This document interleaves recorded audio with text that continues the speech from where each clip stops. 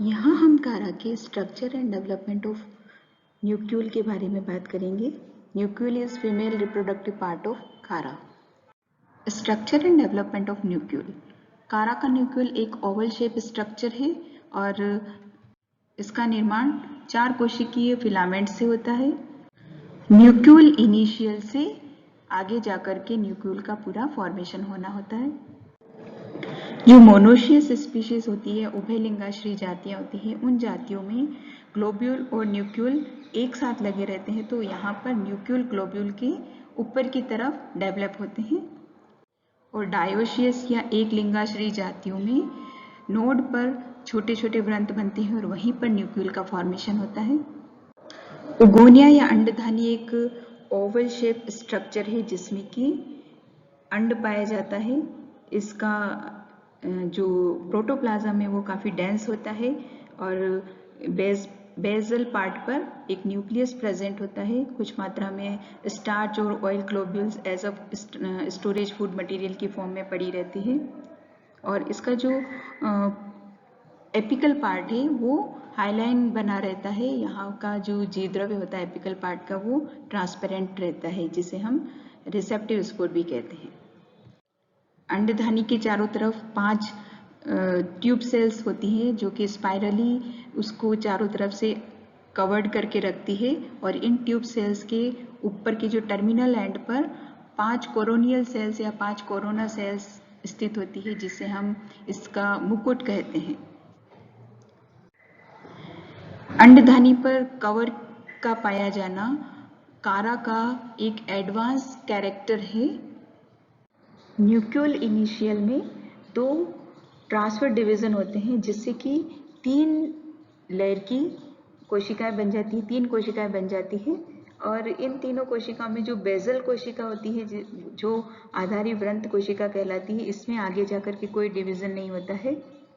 बीच के जो सेल है जिसे इंटरनोड सेल कहा जाता है, ये सेंटर या मिड में स्थित होती है और इससे विभाजित होकर के 5 परिधीय कोशिकाओं व एक केंद्रीय कोशिका का निर्माण होता है। मतलब कि जो बीच की कोशिका है जिसे इंटरनोड सेल कहा जाता है, इस सेल में डिवीजन होते हैं जिससे कि 5 परिधीय कोशिकाएं और एक सेंटर कोशिका का निर्माण होगा।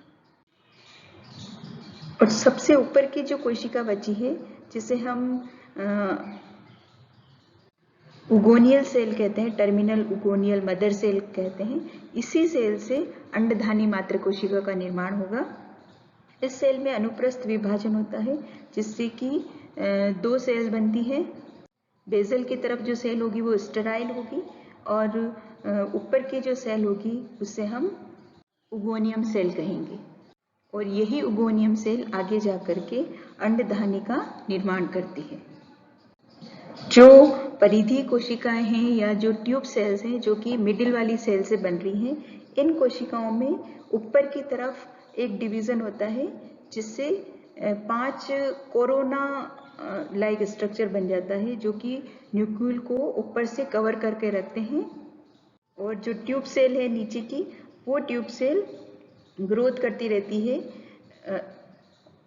गोनिया के साथ साथ ग्रोथ करती रहती है और ये लंबी होकर के एंटी क्लॉकवाइज 2 या 2 से अधिक बार एंटी क्लॉकवाइज स्पाइरली अरेंज होकर के जो उगोनिया है उसको सुरक्षा देती है, उसको चारों तरफ से कवर कर लेती है।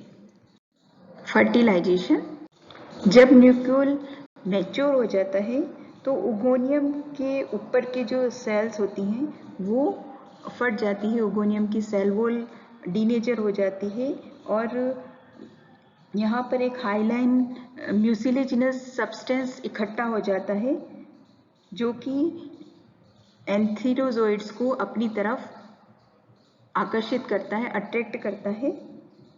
ट्यूब सेल्स भी जिलेटिनाइज होकर के वाटर एब्जॉर्ब करके फूल जाती हैं और फूलने से वो एक दूसरे से अलग हो जाती है, जिससे 5 लंबे लंबे स्लिट्स बन जाते हैं और इन स्लिट्स की सहायता से पुंगनू अंदर की तरफ प्रवेश करते हैं और उगोनिया तक पहुंच जाते हैं और उगोनिया में जो हाईलाइन सब्सटेंस बना हुआ है वहां तक पहुंच जाते हैं।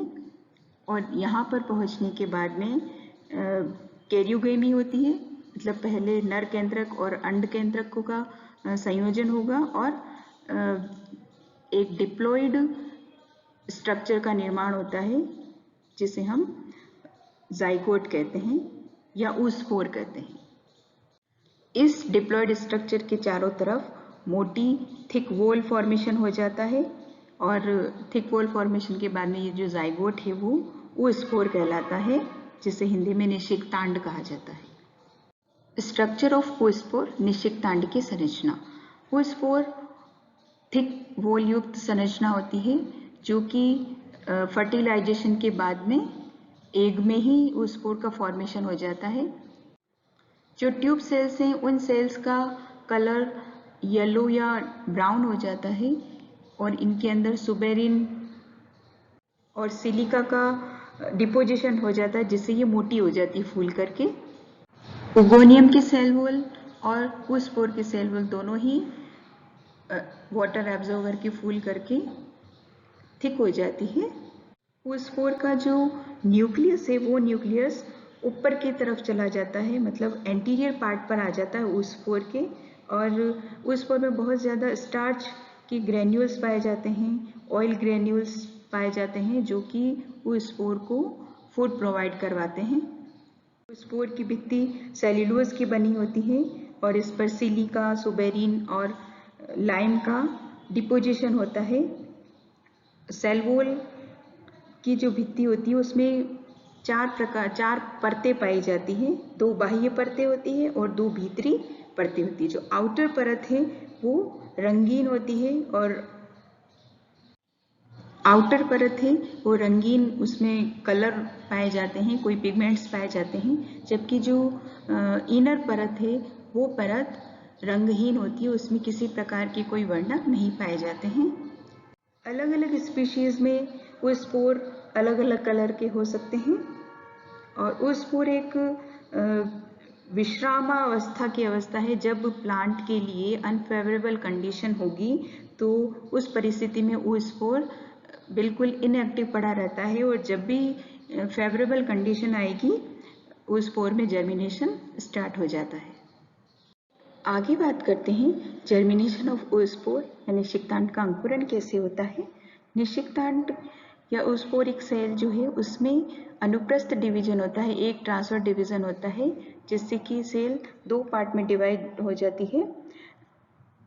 2 असमान पार्ट में डिवाइड होती है, एक बड़ी कोशिका बनती है और एक छोटी कोशिका बनती है। तो एक सेल में 3 न्यूक्लियस पाए जाते हैं जो कि पीले रंग की होती है और इसे हम बेजल सेल कहते हैं, और आगे की तरफ एपिकल सेल होती है जिसमें केवल एक न्यूक्लियस पाया जाता है। जो स्मॉल सेल है इस स्मॉल सेल में विभाजन होता है जिससे कि प्रोटोनीमा प्रारंभिक और मूलाभास प्रारंभिक कोशिकाओं का निर्माण होता है। ये दोनों ही कोशिकाएं एक दूसरे से विपरीत दिशा में वृद्धि करती है और प्राइमरी प्रोटोनीमल सेल है उससे प्राइमरी फिलामेंट का निर्माण होता है और जो मूलाभास प्रारंभिक है उस कोशिका से राइजोइड्स का निर्माण शुरू हो जाता है।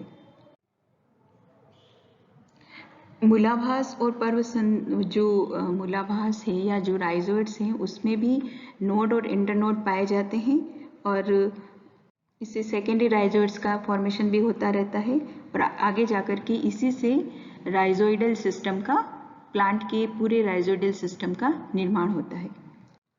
प्राइमरी प्रोटोनीमा जो है उससे प्लांट के एक्सिस का निर्माण होता है, मेन प्लांट बॉडी बनती है और इसमें किस प्रकार आगे डिवीजन होते हैं, इससे निम्न सेल्स बनती है।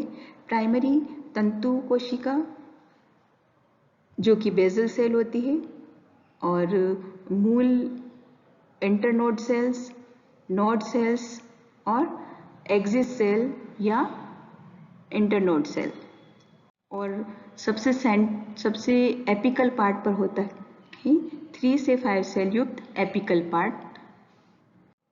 इस प्रकार इस फिलामेंट से, जो प्रोटोनीमल फिलामेंट है, इससे पूरी प्लांट बॉडी बनती है, मेन एक्सिस बनता है, लिमिटेड और अनलिमिटेड ग्रोथ की ब्रांचेस बनती है और आगे जाकर के यहीं पर रिप्रोडक्टिव पार्ट की फॉर्मेशन हो पाता है।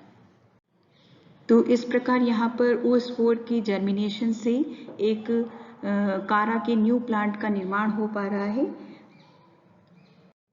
लाइफ साइकिल ऑफ कारा या कारा का जीवन चक्र कैसा होता है, तो दिए गए डायग्राम में आप देख रहे हैं कि कारा का जो मेन प्लांट होता है वो अगुणित या हैप्लॉइड प्रकार का होता है।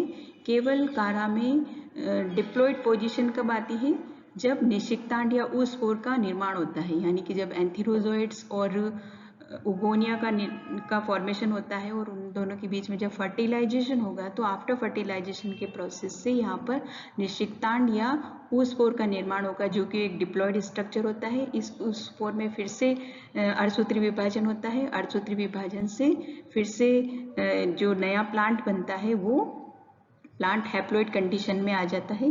इस तरीके से जो प्लांट की लाइफ साइकिल है वो हैप्लॉन्टिक लाइफ साइकिल कहलाती है।